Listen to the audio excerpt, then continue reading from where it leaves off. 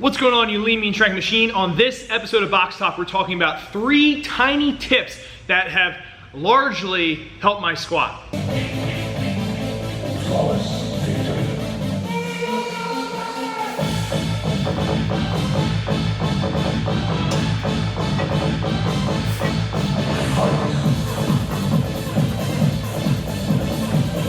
Yeah!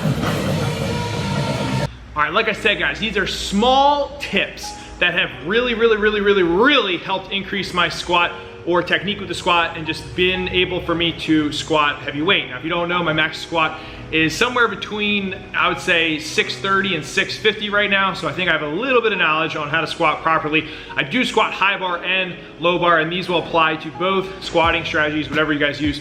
But the first tip that I wanna go over, and you guys know how important this is if you are squatting heavy weight, is unracking the bar properly, okay? Because if you are taking the bar off the rack and it's not set in the correct position on your back and you haven't braced properly, it's just gonna set you up for a lot of issues when trying to squat. Maybe it's trying to reposition the bar as you're standing up with it. Maybe it's just gonna roll forward, which I hopefully doesn't happen, or maybe it's gonna be too low and it could potentially fall back off of your back. So, when you are unracking the bar, you wanna make sure that you get it in the correct position and it's gonna be firm in that position. What I mean by that is you don't want it to be having enough room to roll forward or backwards on your back. And the way that you do that is making sure that you breathe and brace prior to lifting the bar off the rack. Too often what I see people do is they just take the bar straight off the rack and they didn't breathe or brace, and you can already tell that the bar is kind of crushing them down, or the bar is dictating the position that it wants to go rather than the person dictating the bar on where they want the bar to go. So make sure you get that big belly breath, okay? Keep your brace going. What I like to do is really squeeze that barbell and almost act like I'm bending the barbell around my body, and then that is gonna keep the bar in a secure position before I squat. Tip number 2, okay, a little big tip, is gonna be the walkout. Now I do a 3-step walkout, so you're just gonna take 1 step, 2 step, the 3rd step, which is really just organizing that first lead foot that you took a step back with again. And from there, you are going to take a breath and eventually squat. Now, what I see too often with this is people either take a mile of steps backwards, or they take 1 little baby step backwards, and it's either not enough or it's too much. From there, most people either are having a seizure with the barbell before they squat, or thinking about their favorite movie, their date they had the other night, or maybe their breakfast, lunch, or dinner from the previous evening, and by the time they squat, it's already been a total of about 17 hours. So, don't be that person. Get set, get your breath, and simply squat. Boom, killed it, killed it. That was great, you like that? Thanks. 3rd step. This is the step that will save you from dying when squatting.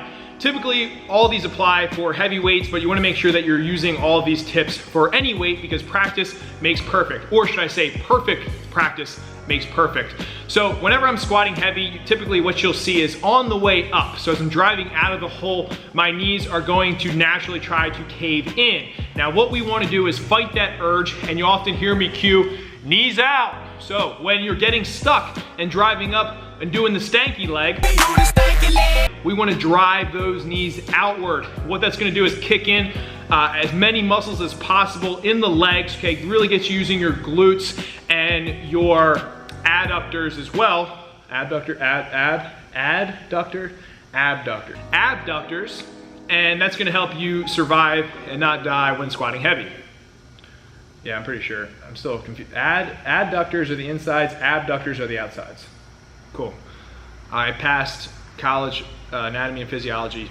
It's true. If you guys want some practice, make sure you're doing that with lighter weights. Also, what you can do is if you have a hip circle made by Slingshot, you can put that right around your thighs, and as you squat down, it'll give you tension, pulling your legs closer together, so it's actually gonna force you to drive your knees out. This is a good technique to use if you're not comfortable doing this under load, or you just wanna see what it feels like.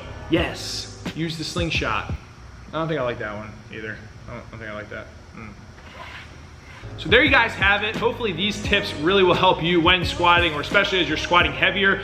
Throughout my squatting career, these are the 3 big little tips, or little big tips that have really helped me with my squat and being as efficient and strong as possible, utilizing everything that I have to put the max amount of weight up. So make sure you guys like this video, subscribe to the channel, tons of great things, collaborations.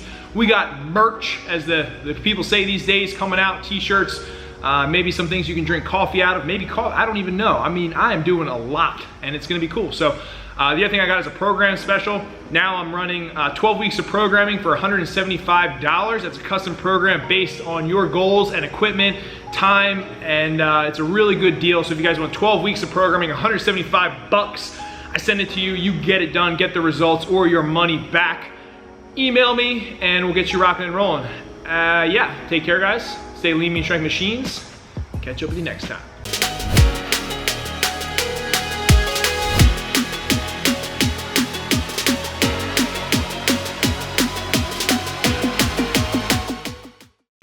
Complete side note is make sure that the height of the J cups are correct when squatting.